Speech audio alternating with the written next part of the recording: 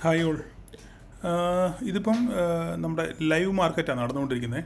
അപ്പോൾ ഞാൻ ജസ്റ്റ് കുറച്ച് തിരക്കായതുകൊണ്ട് ആദ്യമേ ഈ രാവിലെ സംഭവിച്ച കാര്യം ആദ്യം അങ്ങ് പറയാം. അത് കഴിഞ്ഞതിന് ശേഷം ബാക്കി കാര്യങ്ങൾ നമുക്ക് സംസാരിക്കാം. ഇപ്പോൾ ഇത് ലൈവ് മാർക്കറ്റ് ഓടിക്കൊണ്ടിരിക്കുന്നത് അല്ലേ. നമ്മളിപ്പം രാവിലെ നമ്മൾ ട്രേഡ് എടുത്തായിരുന്നു. സക്സസ്ഫുള്ളായിട്ട് നമ്മളത് വിജയിച്ച് ഒരു 10, 20, 25, 30 പോയിൻ്റൊക്കെ കിട്ടിയവരുണ്ട്. അപ്പോൾ അത് എൻ്റെ ലോജിക്ക് എന്താണെന്ന് പറഞ്ഞു കഴിഞ്ഞാൽ, പൊട്ടി വീഴുന്നൊരു മാർക്കറ്റ്, ഓക്കെ, പൊട്ടി വീഴുന്നൊരു മാർക്കറ്റിൽ ഞാൻ എന്തുകൊണ്ട് ട്രേഡ് പറഞ്ഞു എന്നുള്ളതാണ് ചോദ്യം. കാരണം ഈ ട്രേഡ് പറഞ്ഞിട്ട് കുറച്ച് പേര് എടുത്തില്ല, കാരണം കൺഫ്യൂസ്ഡ് ആയിട്ട്. കാരണം ഇതുപോലെ ഇങ്ങനെ മാർക്കറ്റ് പൊട്ടി മേളിൽ ഗ്യാപ്പ് അപ്പ് ഓപ്പൺ ചെയ്തു, 30 പോയിൻ്റ് കണ്ട് ഗ്യാപ്പ് അപ്പ് ഓപ്പൺ ചെയ്തു, മാർക്കറ്റ് നേരെ താഴോട്ട് വന്നു, കുറച്ച് മേലോട്ട് പോയി, പിന്നെയും പൊട്ടി നേരെ താഴോട്ട് വന്നു. അപ്പം എന്തുകൊണ്ട് ഇങ്ങനെ പൊട്ടി വീഴുന്ന മാർക്കറ്റ്, ഇപ്പോൾ ഇത് നമ്മുടെ സപ്പോർട്ടായിരുന്നു, ഈ സപ്പോർട്ടും പൊട്ടി നേരെ താഴോട്ട് ഇത് നോക്കി, ഈ ക്യാൻഡിൽ നോക്കിക്കഴിഞ്ഞാൽ കറക്റ്റ് സൂപ്പർ ഒരു മർബോസ് ക്യാൻഡിൽ അല്ലേ. അപ്പോൾ ഒരു മർബോസ് ക്യാൻഡിൽ കണ്ടിട്ട് എന്തുകൊണ്ട് ഇവിടെ പറഞ്ഞു അപ് ട്രെൻഡിലോട്ടാണെന്ന് മാർക്കറ്റിൽ പറയാൻ കാര്യം എന്താണ് എന്നുള്ളതാണ് ഞാൻ ജസ്റ്റ് ഒന്ന് എക്സ്പ്ലെയിൻ ചെയ്യാൻ പോകുന്നത്. അതിന് ശേഷം നമുക്ക് ബാക്കിയുള്ള കാര്യങ്ങൾ നമ്മൾ ചിന്തിക്കാം.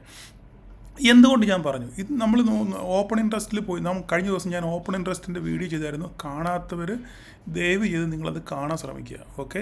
അങ്ങനെ അത് കണ്ട് നിങ്ങൾ പഠിച്ചിരുന്നെങ്കിൽ നിങ്ങൾക്ക് ഒരിക്കലും ഇവിടെ ഒരു കൺഫ്യൂഷൻ വരേണ്ട യാതൊരു ആവശ്യമില്ലായിരുന്നു. കാരണം ഇതിപ്പം 13:36 ക്രോസ് ചെയ്ത് 13:16 വരെ വന്നു മാർക്കറ്റ് അല്ലേ.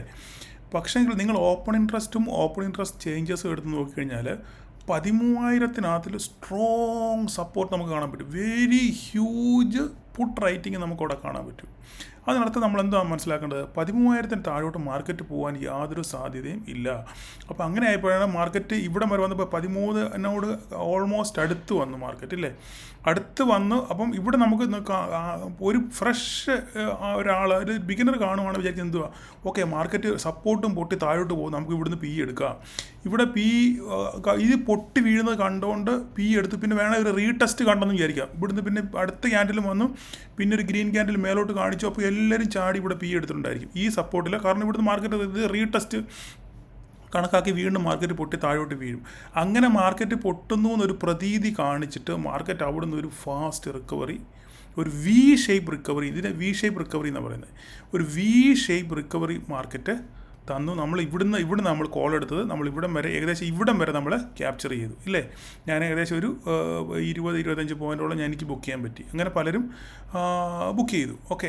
അപ്പോൾ ഞാൻ പറഞ്ഞതിൻ്റെ കാര്യമെന്ന് പറഞ്ഞു കഴിഞ്ഞാൽ, നമ്മൾ മാർക്കറ്റിൽ ഈ ചാർട്ടിനകത്ത് കാണുന്നത് മാത്രമല്ല, ഇതിൻ്റെ ബാക്കിൽ വേറെ പല കാര്യങ്ങളൂടെ നമ്മൾ ക്ലബ് ചെയ്തിട്ട് വേണം നമ്മൾ ഒരു ട്രേഡ് ഒരു പ്ലാൻ ചെയ്യാൻ. അപ്പം അതിനകത്തിൽ ഇമ്പോർട്ടൻ്റ് ആയിട്ടുള്ളൊരു സംഭവമാണ് ഈ പറയുന്ന പോലെ ഞാൻ ഈ കഴിഞ്ഞ ദിവസം ചെയ്ത ഓപ്പൺ ഇൻട്രസ്റ്റ്. അപ്പോൾ നമുക്ക് ആ ഓപ്പൺ ഇൻട്രസ്റ്റ് നോക്കിക്കൊണ്ടാണ് നമുക്ക് മനസ്സിലായത് മാർക്കറ്റിന് ഇവിടുന്ന് പൊട്ടി താഴോട്ട് പോകാൻ യാതൊരു സാധ്യതയില്ല, ഇവിടുന്ന് മാർക്കറ്റ് തിരിച്ച് റിവേഴ്സ് ചെയ്യും എന്നുള്ള നമുക്കൊരു ഐഡിയ കിട്ടിയത്, ഒരു ട്രേഡിംഗ് ടിപ്പ് കിട്ടിയത് എന്തുകൊണ്ടാണ്, അത് നമ്മൾ OA നോക്കിയത് കൊണ്ടാണ്, ഓക്കെ.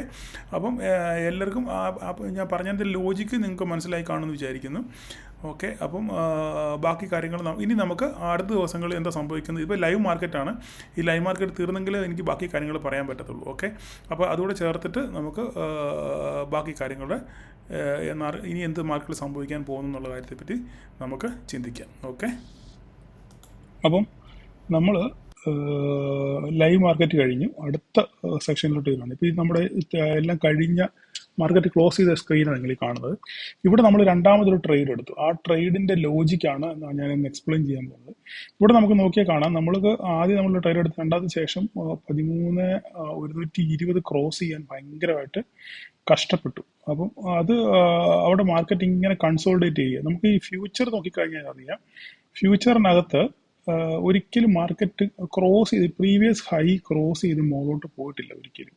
അപ്പോൾ മാർക്കറ്റ് അവിടെ ഭയങ്കരമായിട്ട് സസ്റ്റെയിൻ ചെയ്ത് താഴോട്ട് വരാനാണ് മാർക്കറ്റ് ശ്രമിക്കുന്നത് ഫ്യൂച്ചറിനകത്ത്. അപ്പം അത് വെച്ചുകൊണ്ട് തന്നെയാണ് നമ്മളിവിടെ ഒരു ട്രേഡ് നമ്മളിങ്ങനെ പ്ലാൻ ചെയ്യുന്നത്. ഇവിടെ നമുക്ക് നോക്കിയാൽ അറിയാം, ഒരു ഒരു ഒരു ഒരു കൺസോൾട്ടേഷൻ സ്റ്റേജിലോട്ട് വന്നതിന് ശേഷം മാർക്കറ്റ് ഒരു ഹെഡ് ആൻഡ് ഷോൾഡർ ഒരു പാറ്റേൺ രൂപപ്പെടുന്നതായിട്ട് നമുക്ക് അത് കറക്റ്റായിട്ട് നമുക്ക് മനസ്സിലാവും.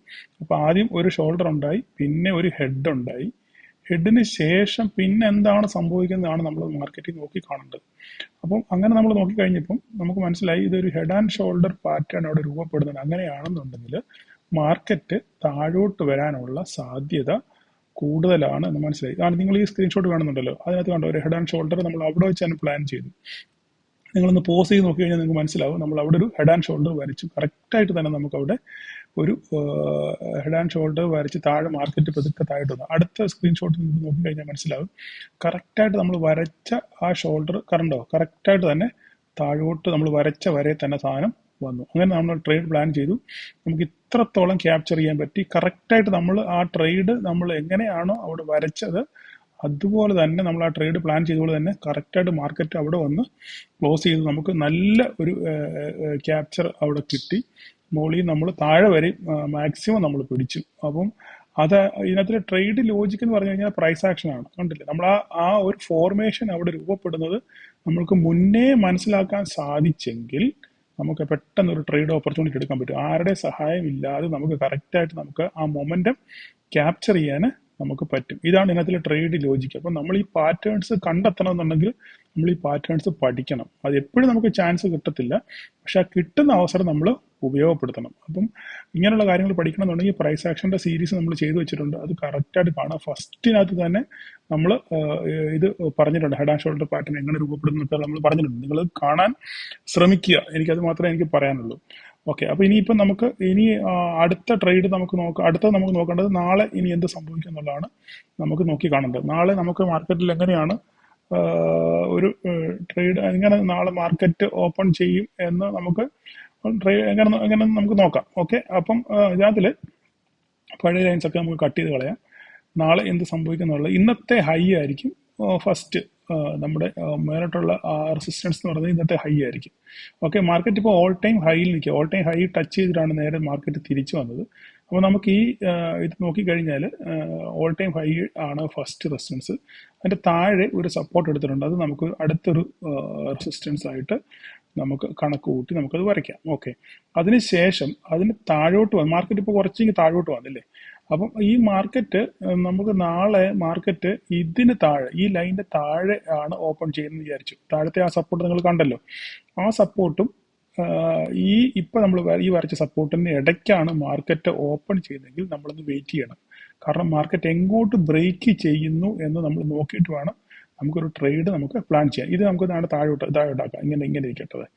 ഓക്കെ, അതിനുശേഷം നമുക്ക് മാർക്കറ്റ് താഴോട്ട് ബ്രേക്ക് ചെയ്യുകയാണെന്നുണ്ടെങ്കിൽ നമുക്ക് ഉള്ള ഒരു പിന്നെ ഓപ്പർച്യൂണിറ്റി പറഞ്ഞാൽ താഴോട്ട് ബ്രേക്ക് ചെയ്യുകയാണെന്നുണ്ടെങ്കിൽ ഇതിൻ്റെ അവിടെ വെക്കണ്ട, അതിന് തൊട്ട് താഴെ വെക്കാം. നമുക്ക് അവിടെ ഇരിക്കട്ടെ. അവിടെ ഇരുന്നതിന് ശേഷം നമുക്ക് മാർക്കറ്റ് എവിടെയാണ് ആ റേഞ്ചിനകത്താണ് മാർക്കറ്റ് ഓപ്പൺ ചെയ്യുന്നതെങ്കിൽ, നമുക്ക് ഇതിനകത്ത് ആ മാർക്കറ്റ് ഓപ്പൺ ചെയ്യുന്നതെങ്കിൽ നമുക്ക് എങ്ങോട്ട് ബ്രേക്ക് ചെയ്യുന്നുള്ള കാര്യം നമ്മൾ ആദ്യം നോക്കണം. ആ ബ്രേക്ക് ചെയ്തതിന് ശേഷമേ നമുക്ക് ഒരു ട്രേഡ് പ്ലാൻ ചെയ്യാൻ പറ്റത്തുള്ളൂ. അങ്ങനെയാണെന്നുണ്ടെങ്കിൽ നമുക്ക് അതിനകത്താണ് ഓപ്പൺ ചെയ്യുന്നതെങ്കിൽ ഈ താഴത്തെ ഈ സപ്പോർട്ട് ബ്രേക്ക് ചെയ്യുവാണെന്നുണ്ടെങ്കിൽ നമുക്ക് അവിടെ ഒരു ഓപ്പർച്യൂണിറ്റി നമുക്ക് കിട്ടും. ഇവിടുന്ന് നമുക്ക് ഇങ്ങോട്ടൊരു പി പിടിക്കാനുള്ള സാധ്യത ഉണ്ട്, മാർക്കറ്റ് അതിനകത്ത് ഓപ്പൺ ചെയ്യുവാണെന്നുണ്ടെങ്കിൽ. അതുപോലെ തന്നെ ഓപ്പൺ ചെയ്ത ശേഷം മേലോട്ട് ബ്രേക്ക് ചെയ്യുകയാണെന്നുണ്ടെങ്കിലും ഇവിടുന്ന് നമുക്കൊരു ചെറിയ ട്രേഡ് ഇവിടുന്ന് ഇങ്ങോട്ട് കിട്ടും. അതും അതിൻ്റെ റെസിസ്റ്റൻസ് ഇന്നലത്തെ ഹൈ ആയിരിക്കും അതിൻ്റെ റെസിസ്റ്റൻസ്. പിന്നെ അത് ബ്രേക്ക് ചെയ്ത് പോവുകയാണെന്നുണ്ടെങ്കിൽ നമ്മുടെ പഴയ പറഞ്ഞ പോലെ തന്നെ 13,200 ആയിരിക്കും പിന്നെ നമ്മുടെ അടുത്ത ടാർഗറ്റ് എന്ന് പറഞ്ഞു കഴിഞ്ഞാൽ. അത് നമ്മൾ നേരത്തെ ഓൾറെഡി നമ്മൾ വരച്ചിട്ടുണ്ട്. പക്ഷെ നമ്മളൊരു കാര്യം മനസ്സിലാക്കണം, നമുക്ക് ഒരു ട്രേഡ് ഇതിനകത്ത് നമുക്കൊരു ട്രേഡ് ഇല്ല.